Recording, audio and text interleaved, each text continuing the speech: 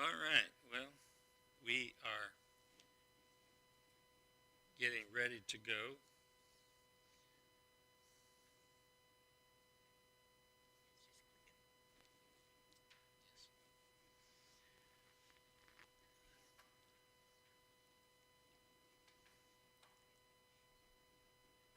Yes.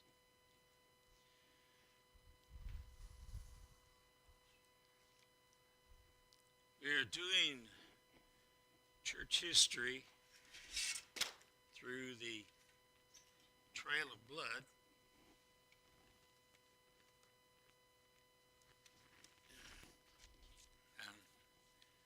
Brother Jamie is not able to be here this evening, and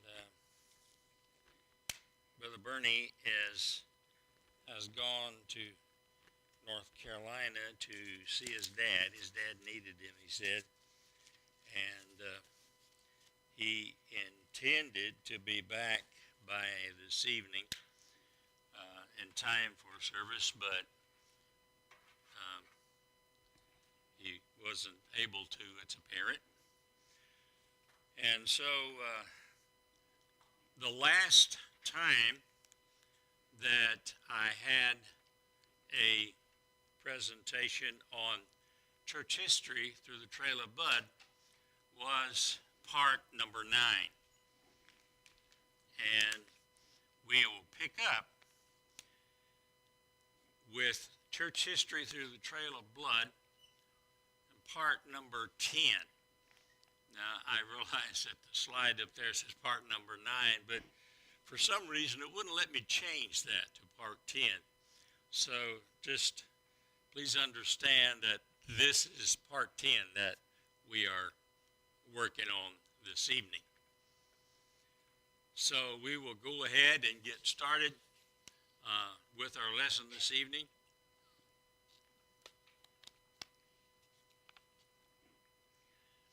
So if my operator back there will go to the next slide, we'll get started. A way of introduction. In the last presentation, number 9, we closed with Dr. Carroll relating some of the doctrinal changes that had taken place in the Catholic Church during the time of AD 600 and 1300. But he was not through citing the heretical doctrines that had been introduced. And we will begin with his lectures on these changes, which will be number 13 as it appears in his writings and in your notes. The doctrine of indulgences and the sale of indulgences was another new and serious departure from New Testament teachings.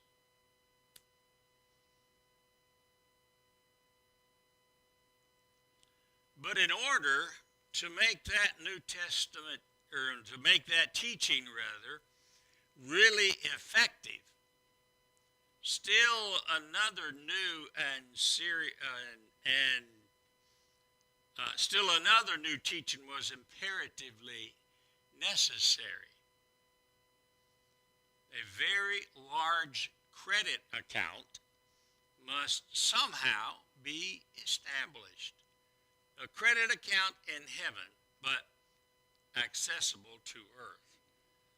I don't know who dreamed this up, but they must have been, I don't know, half crazy, I guess, to get something like this. Or I don't know, smoking crack was popular back then or not, but they must have been on something. So the merit of good works as a means of salvation must be taught. And as a means of filling up, putting something in the credit account from which something could be drawn. The first large sum to go into the account in heaven was, of course, the work of the Lord Jesus.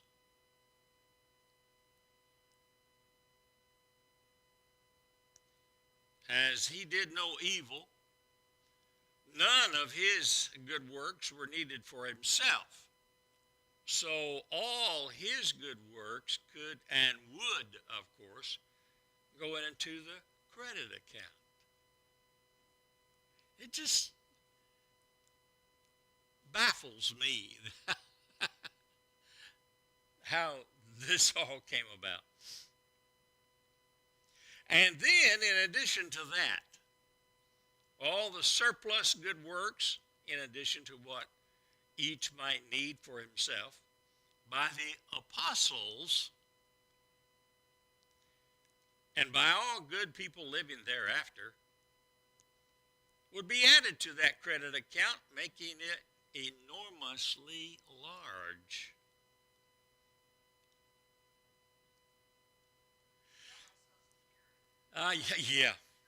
Yes.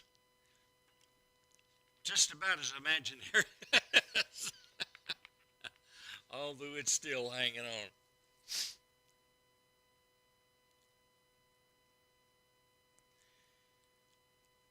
So all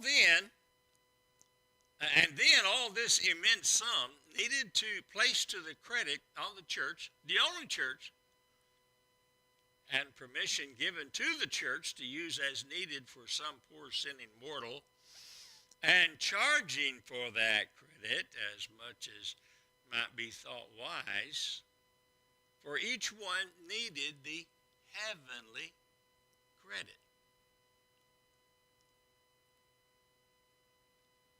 So, hence came the sale of indulgences.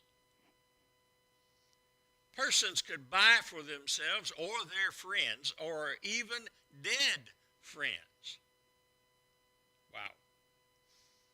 The prices varied in proportion to the offense committed or to be committed. They could make plans to sin and get away with it. That's what it sounds like to me anyway. This was sometimes carried to a desperate extreme. Yes.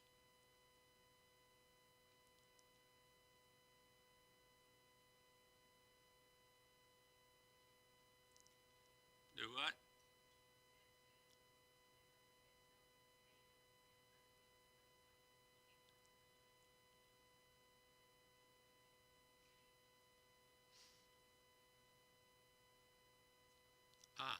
Okay. Unmute the left mic. All right.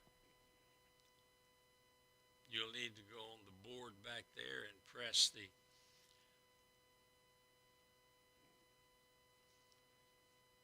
We will pause here for just a minute for technical readjusting.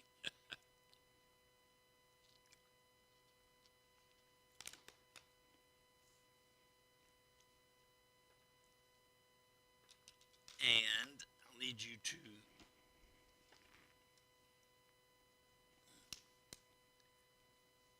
plug this in.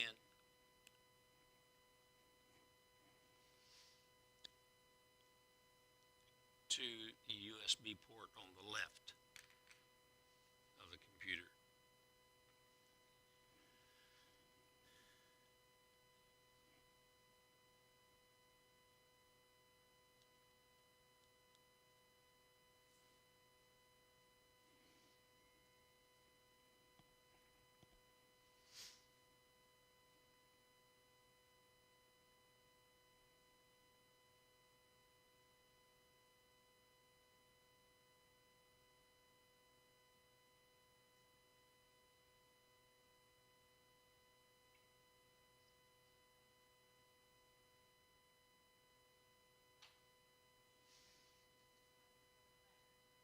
Huh?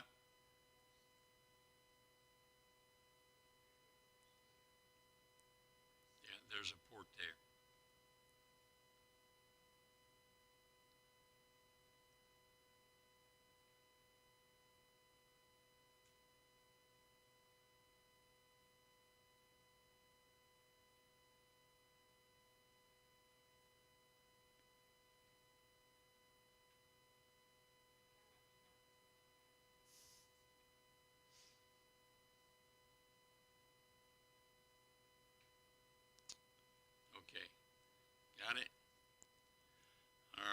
let's see if it will work.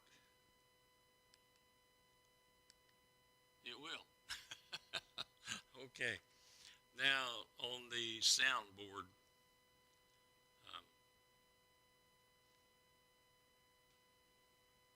soundboard itself, see where the left mic is labeled and turn it and punch it. Okay, there we go. All right, well, we're back on track here now. I apologize for the problems. Okay. This was sometimes carried to a desperate extreme, as admitted by the Catholics themselves. Some historians, or some histories, or encyclopedias, gave a list of prices charged for different sins for which indulgences were sold. This is just nothing but a money racket. Yet another new doctrine was necessary, yea, imperative, to make truly effective the last two: the sale of indulgences and the heavenly credit. The new doctrine is called Purgatory, a place of intermediate state between heaven and hell, at which all must stop to be cleansed from all sins less than damning sins. Makes sense, doesn't it? Not.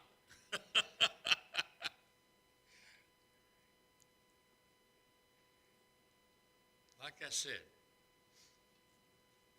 whoever thought these up must have been on the crazy side or money-hungry side. That might be a better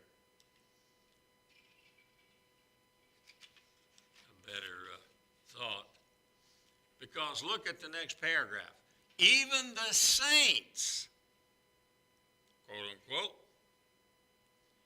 must go through purgatory and must remain there until cleansed by fire, unless they can get help through the credit account. And they can get only through the prayers or the paying of indulgences by those living.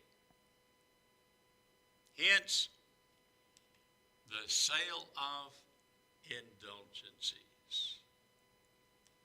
One departure from the New Testament truths lead inevitably to others.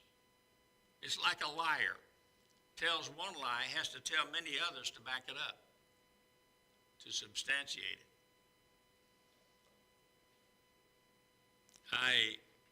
Every time that I see something like this, I think of the story of the little boy whose daddy died and went to purgatory. So the little boy went to the priest and he says, how can I get my father out of purgatory? The priest said, well, just pay so much and we'll work on that. Okay. Well, the little boy worked and struggled and worked and come up with the amount, gave it to the priest, and the priest said, that's not quite enough. We need a little bit more. He's up to about his shoulders. His head and shoulders are out. Now we need to get the rest of it. The little boy went out, he worked and slaved and labored, and finally he got the amount and brought it back to the priest and gave it to the priest, and the priest said, we've got him up to his waist now. said, we need a little bit more. So the little boy repeated the same scenario again, came back to the priest and gave the amount to the priest. And the little boy said, is that enough? Is he getting out now? And the priest said, well, we've got him up to his knees. We've got him out to his knees. We need a little bit more to get him the rest of the way out. And the little boy said, oh, that's no problem.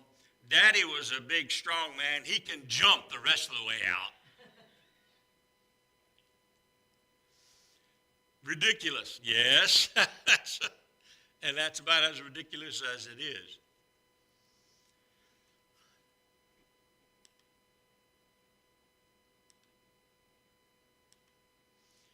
So it may be well just here to take time to show some differences between the Roman and the Greek Catholics. So we'll first look at the nationalities. The Greeks mainly are Slavs, embracing Greece, Russia, Bulgaria, Serbia, and all of those Slavic states, speaking Greek. The Romans were mainly Latins, embracing Italy, France, Spain, South and Central America, Mexico, etc. The Greek Catholics reject sprinkling or pouring for baptism. The Romans use sprinkling entirely, claiming the right to change from the original Bible plan of immersion.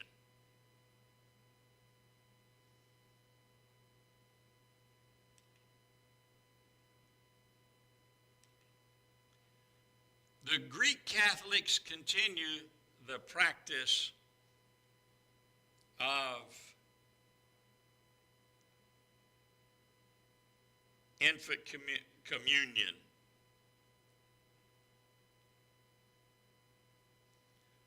The Romans have abandoned it,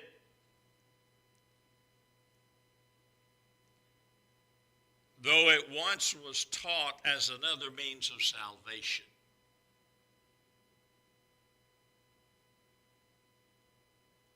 The Greeks, in administering the Lord's Supper, gave the wine as well as the bread to the laity. The Romans gave the bread only to the laity. The priests drank the wine. There's no wonder so many Catholic priests are alcoholics. Couldn't help to be if you gave the Lord's Supper very much, which they do at every service. The Greeks have their priests to marry. The Roman priests are forbidden to marry. Another group that just a sideline here. Another group that follows the Roman Catholics a lot, that's the Episcopalians. Their priests marry also. So they didn't get very far away from the Catholic Church. The Greeks reject the doctrine of papal infallibility. The Romans accept and insist upon that doctrine. Yes, ma'am. When you said the Episcopalian priest may marry? Yes. But they follow the Roman Catholics? Not completely. They didn't get away far enough from the Roman Catholics. Right. Right. their priests wear collars also, except they usually wear gray and a white collar.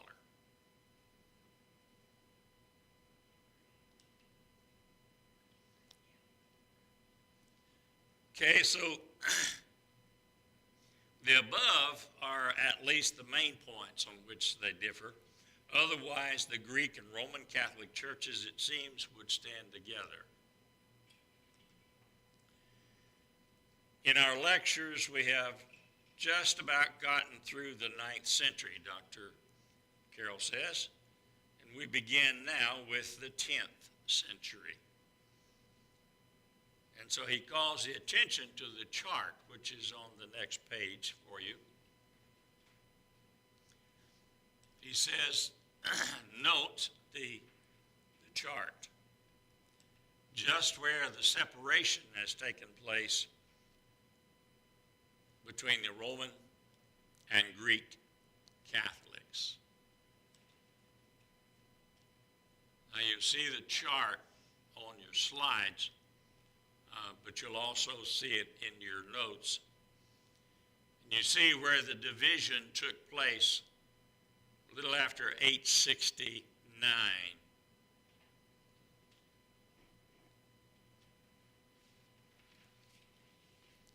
And they never have gotten back together yet.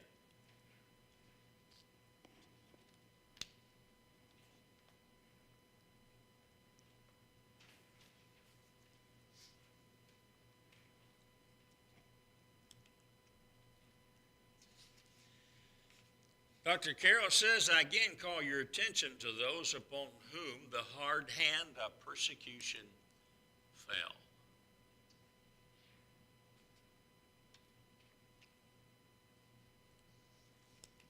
If 50 million died of persecution during the 1200 years of what are called the Dark Ages, as history seems positively to teach, then they died faster than an average of 4 million every 100 years. That seems almost beyond the limit of human conception. It's just mind-boggling.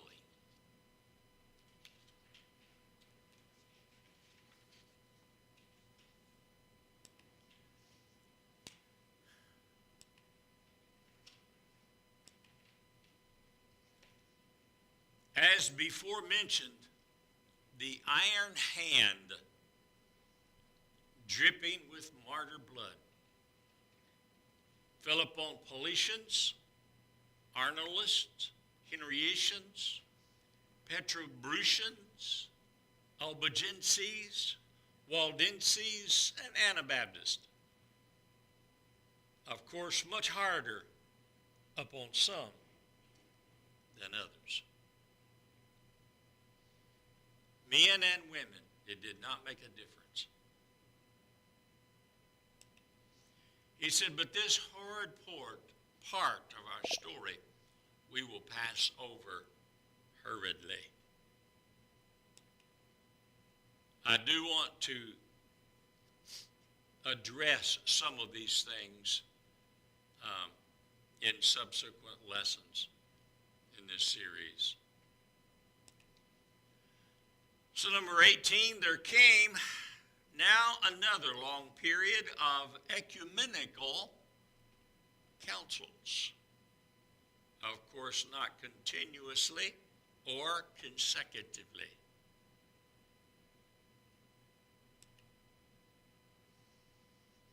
There were all through the years many councils that were not ecumenical, meaning not empire-wide, would be more local or regional.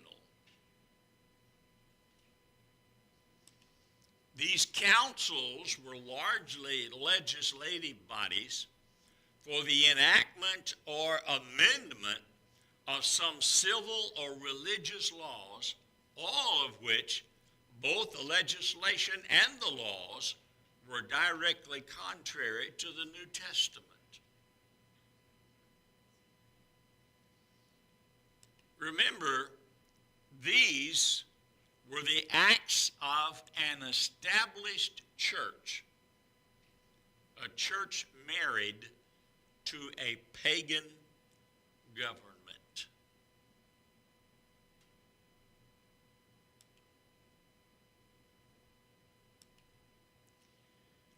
And this church has become far more nearly paganized than the government has become Christianized. When any people disregard the New Testament as embracing all necessary laws for a Christian life, whether for the individual Christian or the whole church, the people has launched upon a limitless ocean. Any erroneous law, and any law added to the Bible is erroneous, will inevitably and soon demand another, and others will demand yet others without ever an end. That is why Christ gave his churches and to preachers no legislative powers. It is not ours to decide what to follow and what not to follow, and change things that we may not like. And again, more particularly, that is why the New Testament closes with these significant words. For I certify unto every man that heareth the words of this book, if any man shall add unto these things, God shall add unto him the plagues that are written in this book. For if any man shall take away from the words of this book of this prophecy, of the book of this prophecy, God shall take away his part out of the book of life, and out of the holy city, and from the things which are written in the book. It's Revelation 22, verses 18 and 19. Dr. Carroll says, note, we insert here this parenthetical clause as a warning.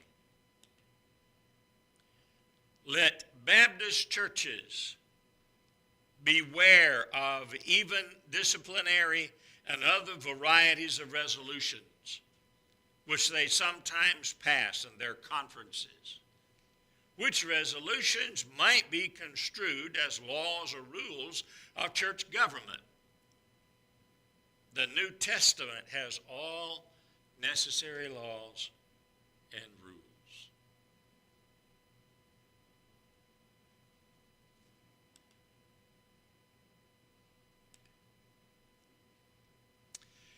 The extreme limit of this little book, and that's the Trail of Blood book that he's referring to, precludes the possibility of saying much concerning these councils or lawmaking assemblies. But it is necessary to say some things. The first of these Lateran, Lateran, or Western councils, in other words, those called by the popes, were called by Calixtus II in 1123 AD. So that was the first one. There were present about 300 bishops.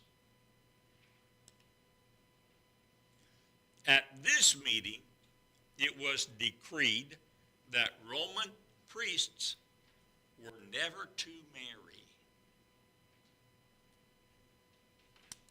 Why they came up with that, I'll never know. However, there is a passage in the book of 1st or 2nd Peter, I can't remember exactly which one now, that talks about forbidding to marry.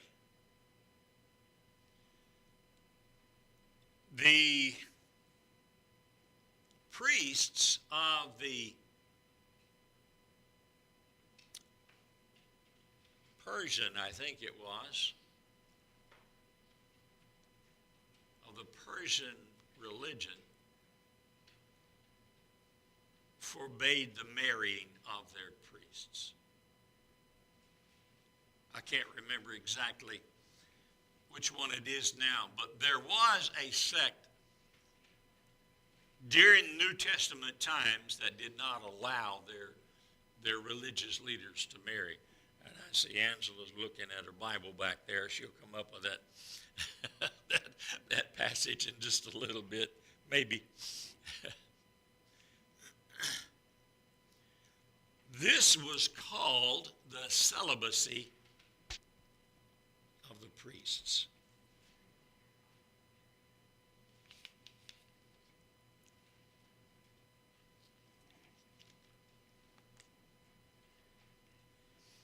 He said, we, of course,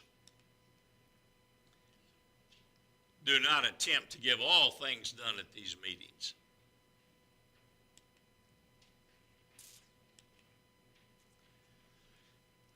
Years later,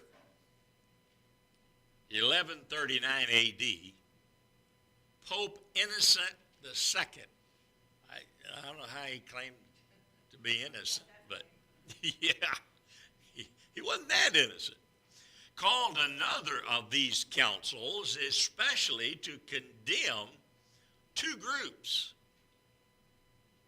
of very devout Christians known as the Petrobrusians and the Arnoldists.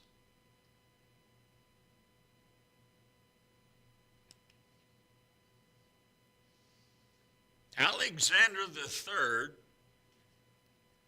called yet another in AD 1179, just 40 years after the last. In that was condemned what they called the errors and impieties of the Waldenses and the Albigenses.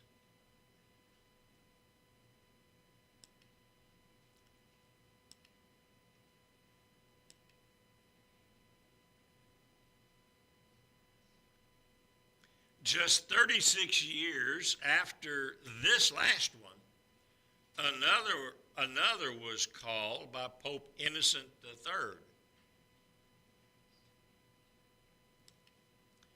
This was held in AD 1215 and seems to have been the most largely attended of possibly any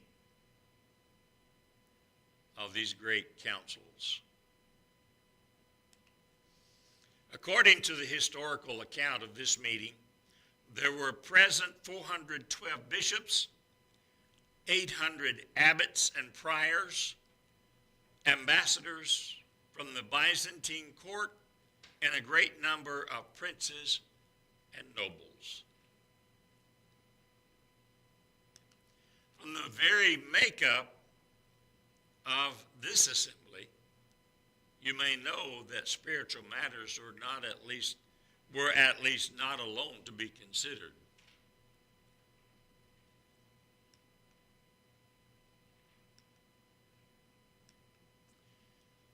At that time was promulgated a new doctrine of transubstantiation.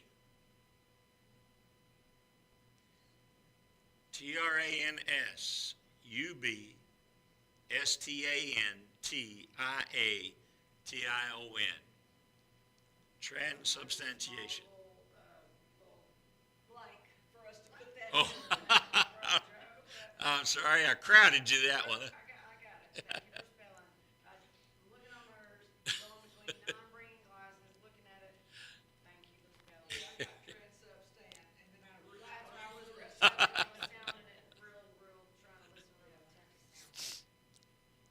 right.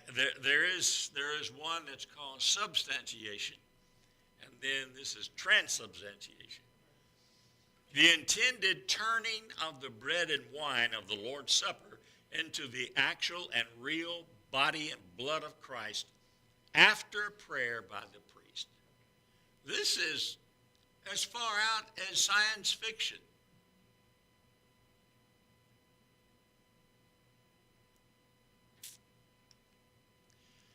This doctrine, among others, had much to do with stirring up the leaders of the Reformation a few centuries later. This doctrine, of course, taught that all who participated in the supper actually ate of the body and drank of the blood of Christ. That's right. And here's another term, auricular, A-U-R-I-C-U-L-A-R.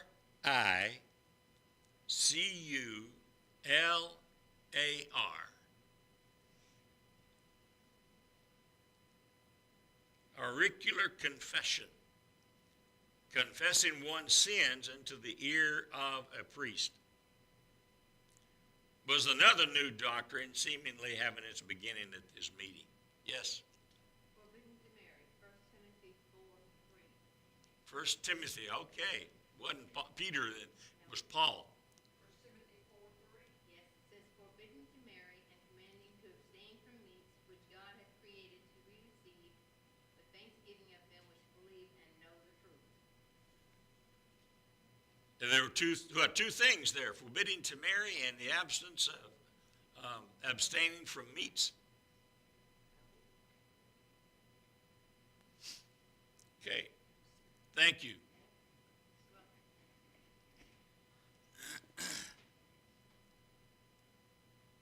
Do they still do that? Abstain from meat, or do you know? You know, I don't know. I know up until a few years ago, on Fridays they had to eat fish. I was just about to ask you, is the Friday fish thing still, I don't know. I have Catholic friends, I've only been to a Catholic funeral, unfortunately, that was about, whatever, but that's the only time I've ever been to one, but I was fixing to ask the same thing, or was that where, the Jews start on their Sabbath on Friday, then that was muddled in my mind, so that was Yeah. the next question. Do they still eat fish on Friday? Yeah, I don't know. I know, at least up until a few years ago, they still ate fish. But we don't hear that much about it anymore. Well, when we were in school, we always had fish on Friday in case there were any Catholics in our school. Very lucky when we could pray in school and Right.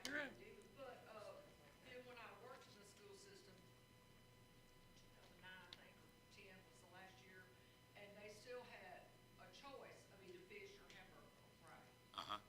But then they added the no pork and the no whatever and the Yeah. whatever for the Muslim. Yeah.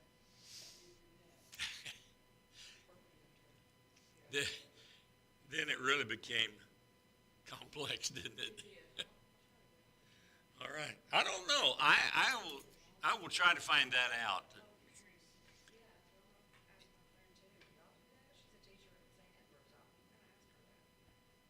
her that. That's a good point.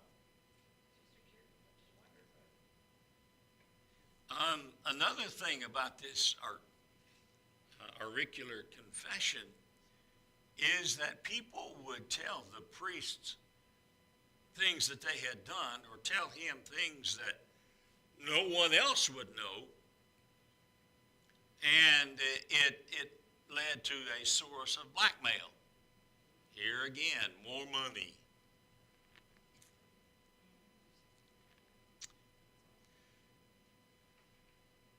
All right. But probably the most cruel and bloody thing ever brought upon any people in all the world's history was what is known as the Inquisition. Now I'll spell that for you in case it's hard to read from up there.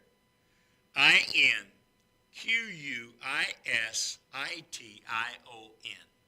Got it before you said it. I did too. I just sounded it out. And mine are only reading ones when I'm close, and then up there I usually use it for mine, but just to make sure. And other similar courts designed for trying what was called heresy. Heresy according to the Catholic Church. The whole world is seemingly filled with books written in condemnation of that extreme cruelty. And yet it was originated and perpetrated by a people claiming to be led and directed by the Lord. For real barbarity, there seems to be nothing, absolutely nothing, in all history that will surpass it. Dr. Carroll says, I would not even attempt to describe it. All you have to do is read some church histories and you'll get an idea. Fox's Book of Martyrs would be a good source for the Inquisition.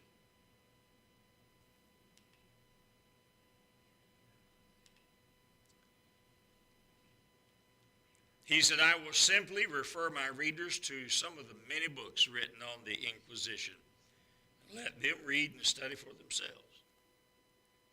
And yet another thing was done at this meeting, as if enough had not been done. It was expressly decreed to extirpate all heresy. In simple terms, do away with all heresy.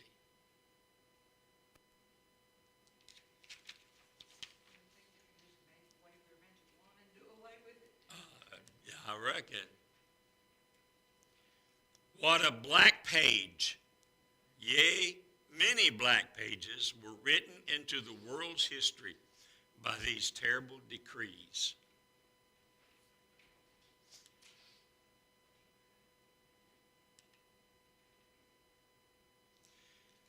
In AD 1229, just 14 years after the last awful meeting, still another meeting was held. This seems not to have been ecumenical. And it was called the Council at Toulouse, T-O-U-L-O-U-S-E. I may have mispronounced that, but that's the way it's spelled.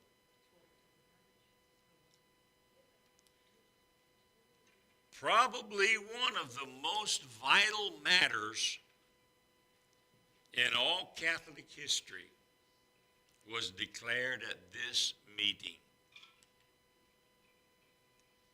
At this, it was decreed the Bible, God's book, should be denied to all laymen, all members of Catholic churches other than priests or higher officials. And we say that is terrible. But, it is within itself. But one of the problems also was that the majority of people didn't know how to read at that time. And so, with not being able to read, and then even if they could not read the Bible, they had to take the priest's word on that's what it said.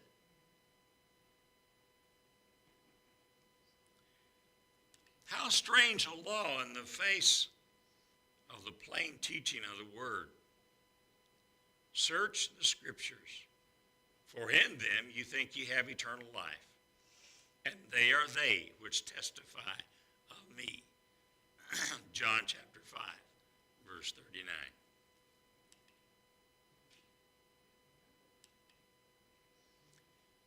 Yet another council was called to meet at Lyons. That's in France. Lyons. This was called by Pope Innocent IV. Well, some of these fellows really had their head filled that they were perfect. Yes.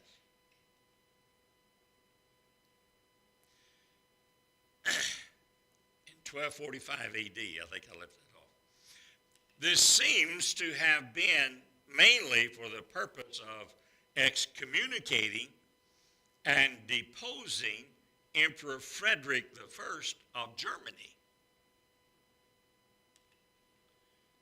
The church, the adulterous bride at the marriage with the state in 313 in the days of Constantine the Great, has now become the head of the house and is now dictating politics of state government. And kings and queens are made or unmade at her pleasure.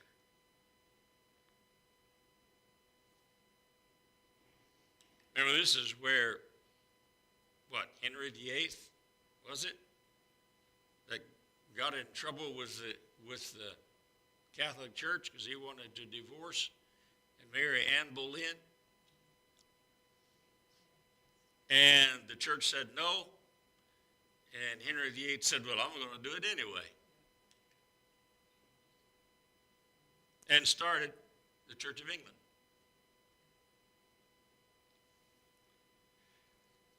In 1274 AD, another council was called to bring about the reuniting of the Roman and Greek branches of the great Catholic Church.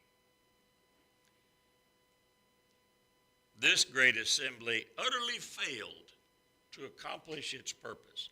And there have been attempts in modern days, in the 20th century, if I'm not mistaken, to do this again. I forgot which pope it was, but still the Greek Catholic branch said, no, we don't want to do that. So in conclusion this evening, this concludes Dr. Carroll's coverage of this particular period. The next presentation, we will consider the church at Thyatira, which is the only one of the 7 churches of Asia that falls in this time period. Now, I may postpone that a little bit and address some of the Inquisition and some of the churches during this time frame, or the different groups, and touch on that a little bit, and cover other things that Dr. Carroll didn't include in his work. And I want to take a look at some of the groups that are mentioned: the Anabaptists, Paulicians, Arnoldists, etc. So that will be a bit of what is coming. I believe Jamie has not quite yet finished his study, so I will not continue again with this until he is finished with his particular study. Right. Right. So I got a question on the very first page when they were talking about creating that account in heaven. Yes. How do they have access to that account? That's a good question. How do they have access? I have no idea.